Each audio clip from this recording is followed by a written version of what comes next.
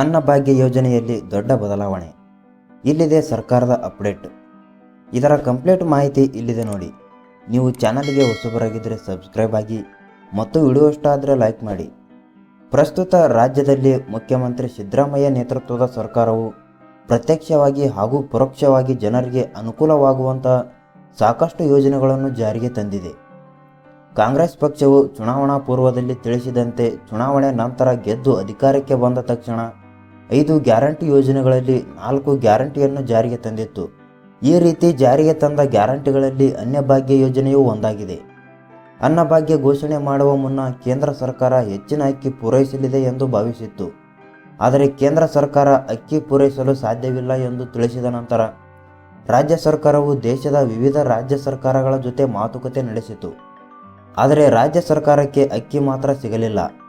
ನಂತರ ರಾಜ್ಯ ಸರ್ಕಾರ 5 ಕೆಜಿ ಅಕ್ಕಿಯ ಬದಲು ಹಣವನ್ನು ನೀಡುವ ತೀರ್ಮಾನಕ್ಕೆ ಬಂತು. ಅದರಂತೆ ಪ್ರತಿ ತಿಂಗಳು 5 ಕೆಜಿಗೆ ಅಕ್ಕಿಯ ಬದಲು 170 ರೂಪಾಯಿ ಹಣವನ್ನು ರೇಷನ್ ಕಾರ್ಡ್ದಾರರಿಗೆ ವರ್ಗಾವಣೆ ಮಾಡಲಾಗುತ್ತಿದೆ. ಆದರೆ ಇದೀಗ ಈ ವಿಚಾರಕ್ಕೆ ಮಹಿಳೆಯರು ಆಕ್ಷೇಪ ವ್ಯಕ್ತಪಡಿಸಿದ್ದು ಅಕ್ಕಿಯನ್ನೇ ನೀಡುವಂತೆ ರಾಜ್ಯ ಸರ್ಕಾರವನ್ನು ಆಗ್ರಹಿಸಿದ್ದಾರೆ. ಹಣ ಬೇಡ, ಅಕ್ಕಿ ಕೊಡಿ.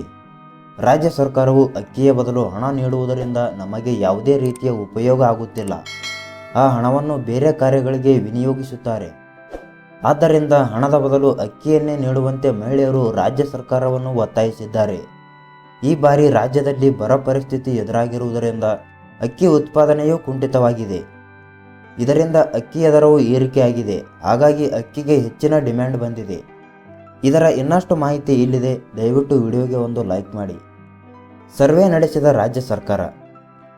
ಹೆಚ್ಚಿನ ಮಹಿಳೆಯರು ಹಣದ ಬದಲು ಅಕ್ಕಿಯನ್ನೇ ನೀಡಿ ಎಂದು ಆಗ್ರಹಿಸಿದ ನಂತರ ರಾಜ್ಯ ಸರ್ಕಾರವು NGO ಒಂದರ ಮೂಲಕ ರಾಜ್ಯಾದ್ಯಂತ ಸರ್ವೆ ನಡೆಸಿದೆ. ಈ ಸರ್ವೆಯಲ್ಲಿ 60%ಕ್ಕೂ ಅಧಿಕ ಮಹಿಳೆಯರು ಹಣದ ಬದಲು ಅಕ್ಕಿ ನೀಡುವುದು ಉತ್ತಮ ಎಂದು ತಮ್ಮ ಅಭಿಪ್ರಾಯವನ್ನು ವ್ಯಕ್ತಪಡಿಸಿದ್ದಾರೆ. ಅಕ್ಕಿ ನೀಡುವ ಕುರಿತು ರಾಜ್ಯ ಸರ್ಕಾರದ ಚಿಂತನೆ.